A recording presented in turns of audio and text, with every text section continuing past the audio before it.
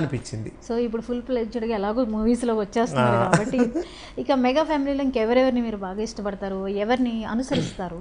So actually Chiranjeevi గారు basically ఇప్పుడు అందరికీ మెగా స్టార్ అని అంటేనే ఇంకా ఆయనే.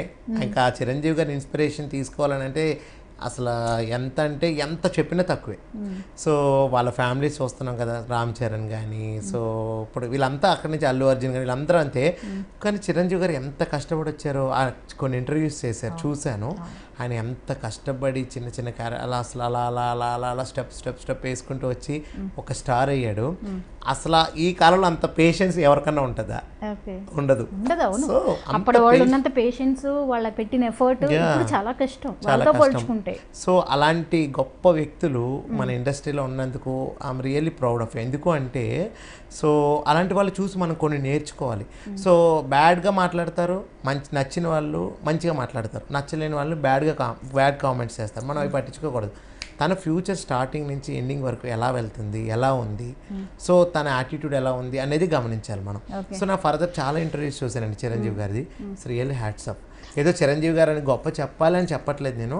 సో రీసెంట్గా కూడా తను కూడా చెప్పారు, ఎవరికైనా యాక్టింగ్ చేయాలని ఇంట్రెస్ట్ ఉందా, మంచి సత్తా ఉంటే మీరు నన్ను వచ్చి కలవచ్చు అని కూడా అన్నారు ఒక ఇంటర్వ్యూలో. సో నేనైతే చిరంజీవి, మీకు ఇంకో విషయం చెప్పాలనుకుంటున్నాను, చిరంజీవి గారితో కూడా చేశాను నేను మూవీ. రీసెంట్గా నయనతార వీళ్ళది ఒక మూవీ వచ్చింది కదండి, గాడ్ ఫాదర్లో చిరంజీవి గారిని నేను ప్రెస్, తను చనిపోతారు కదా ఒకరు, నయనతార వాళ్ళ ఫాదర్. సో చిరంజీవి వస్తారు మాట ఇలా. సో నేనే తను ఇంటర్వ్యూ చేస్తాను. ఆ సీన్ కూడా కట్ అయిపోయింది. దేవుడా, చాలా బాధ అనిపించిందండి రియల్లీ. తర్వాత వరుణ్ సందేశ్తో చేశాను.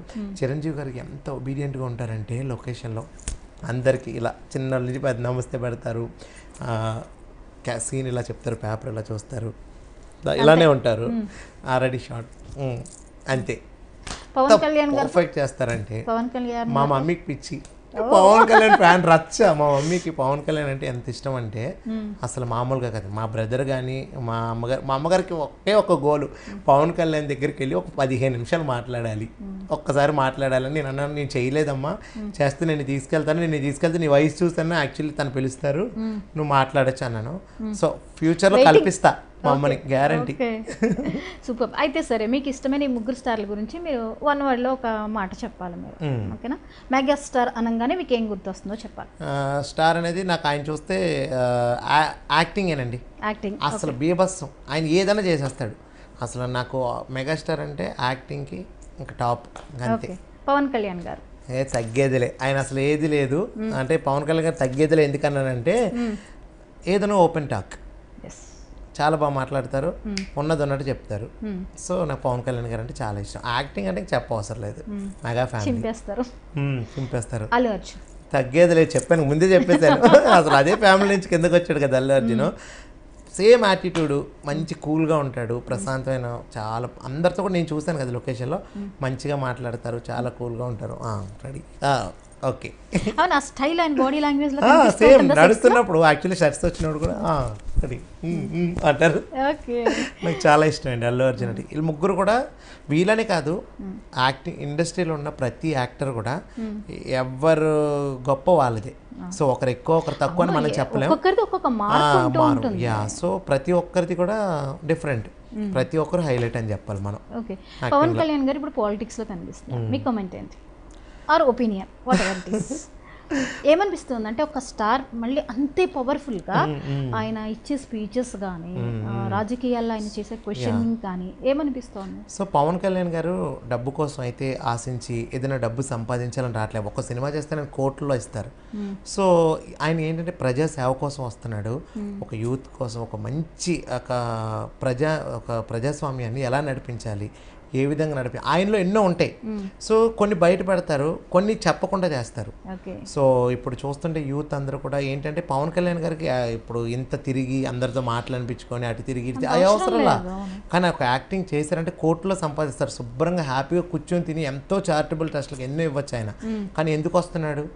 ఒక మార్పు కావాలి అన్న దాంతో చాలా కృషి చేస్తున్నారు, కానీ ఎప్పటికైనా సక్సెస్ అవుతారు.